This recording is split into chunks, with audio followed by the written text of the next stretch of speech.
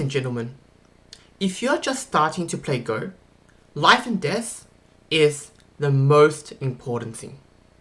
It is more important than Joseki, opening, endgame, or the middle game. Because with life and death, one move can decide the fate of 20, 30, 40, or even 100 points in the game. And in this video, I am going to show you the principles and the fundamentals of beginner life and death. I just have to throw a disclaimer out there. This video is very beginner. It is like 20 to 30 Q.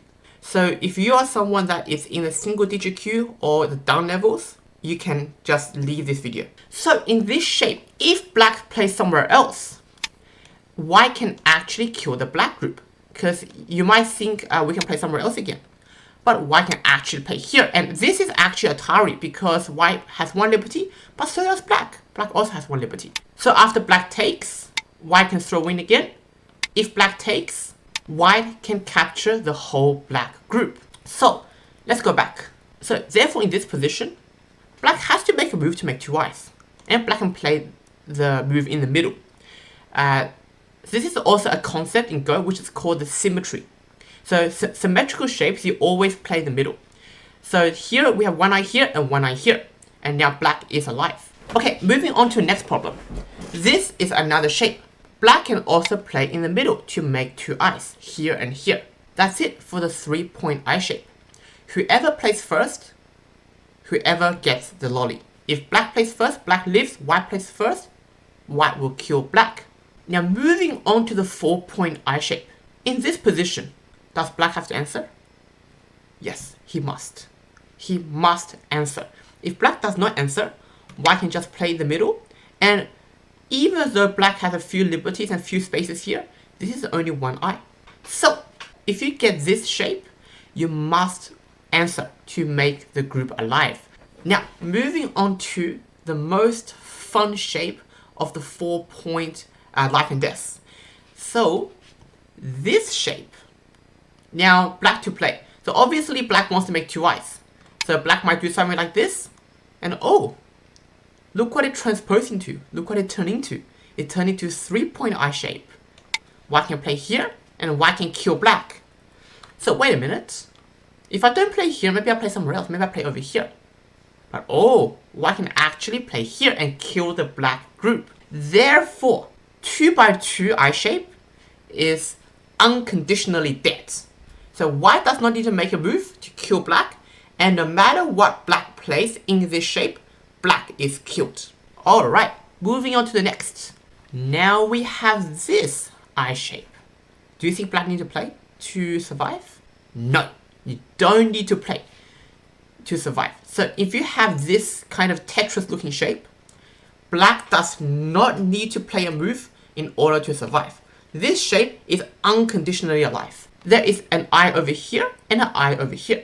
So say for example white wants to destroy your eye.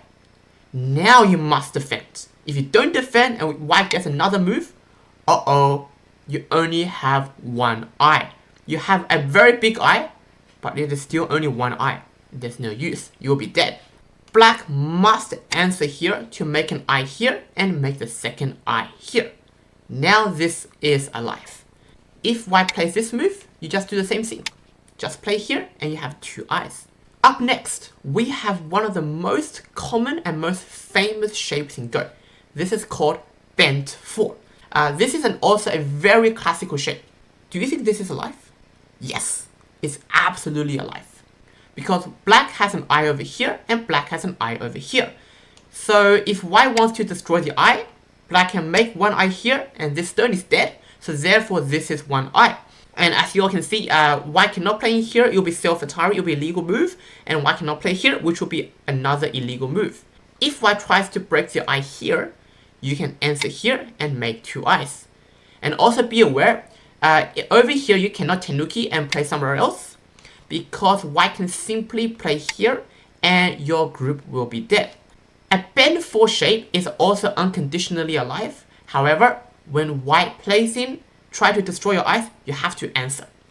Now, we have a straight 4, which funny enough is also a shape in Tetris.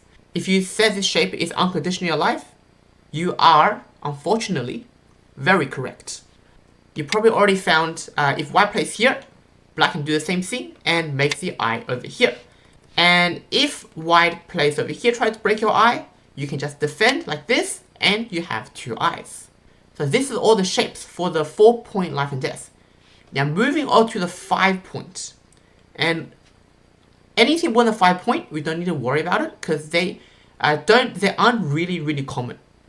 Okay, now it looks like we have a flower that got captured. So it's like a blooming flower that got captured. Do you think black needs to answer? If you think black can play somewhere else, I've got good news for you. You got it wrong. Because white can simply play here and destroy the eye. But you might say, alright, hang on a second.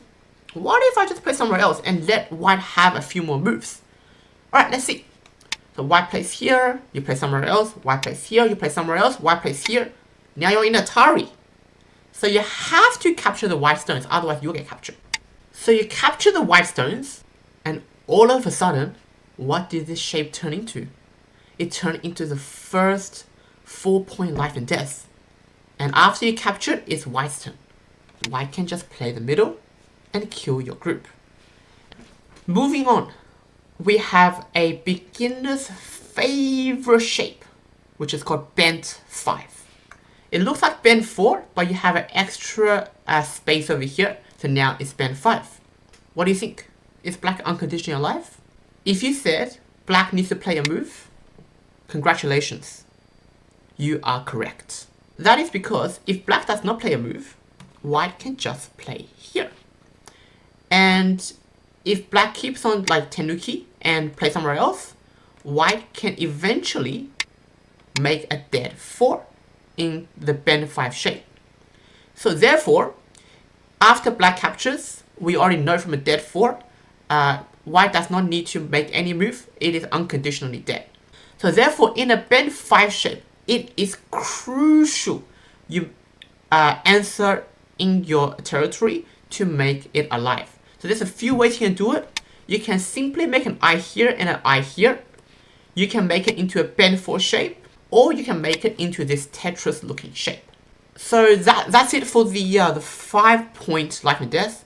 You might say to me, oh, hang on Tom, there's way more shapes for 5 points. Yes, that's right. But any other 5-point shapes, it is unconditionally alive. So only the bend 5 and this flower looking shape is black needs to play a move to make the group alive. Other than that, if you get any other shape, a 5-point shape, you are unconditionally alive. Okay, it's time to do some life and death with you guys. So we're going to start with this row, then down the middle, then down the right. So top corner, white to play, white can kill. Yes, just the middle, and since it is a 3-point life and death, black is dead. Same as this shape. White to play, white plays in the middle, black is dead. And vice versa, if black got these 2 points, black is alive. This one, this 4-point life and death, white can play the middle, and black is dead. Same thing goes for black. If black plays here, black's group will be alive. A 2x2 4 is like the square 4. That's right. This is dead. Complete and utter dead. You don't need to play anything. Black doesn't need to play anything. White doesn't need to play anything. This group is dead. If black tries to save it, you can just kill it. Here we have a bend 5. So what do we do? If you're white, you play this vital point. If black answers, you can just go here, and black's group is dead. This flower looking shape, this 5-point life and death, white to play and kill.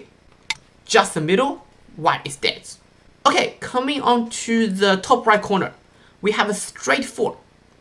White tries to kill, but as you know, straight 4 is unconditionally alive. So white tries to kill, you just defend. Same as this bend 4. White tries to kill, you just defend. Same as this Tetris looking shape. White tries to kill, you can just defend. Simple, very easy. So these 5 shapes are first to play gets a lolly. So if you're trying to live, you have to answer to make it alive. If you're trying to kill and you get the move first, you can kill these groups. However, there is one exception I have to mention, which is actually the bend 4 shape, which is here. So let me just get rid of this. It's this life and death shape, bend 4, but in the corner. So bend 4 in the corner is an exception. It's a tiny bit different. That is because the 1-1 point has less liberties on this point.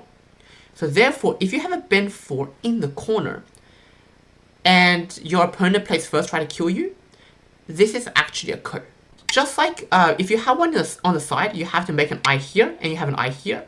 So if black does the same and tries to make an eye here, but because the bend 4 occurred in the corner, this stone can now be taken by white, and now you guys will have a code. So black and white will have to fight a code in the corner. So every other shape I've showed you works no matter where it is, whether it's a side, the center, or the corner. The only exception is bend 4 in the corner, which anywhere else will be unconditionally alive, but in the corner, it can get a code. These are the 10 basic shapes of life and death. Because these shapes happen so many times during invasion and when you're trying to kill. So make sure to remember them. Okay, that's all I need to say for this video.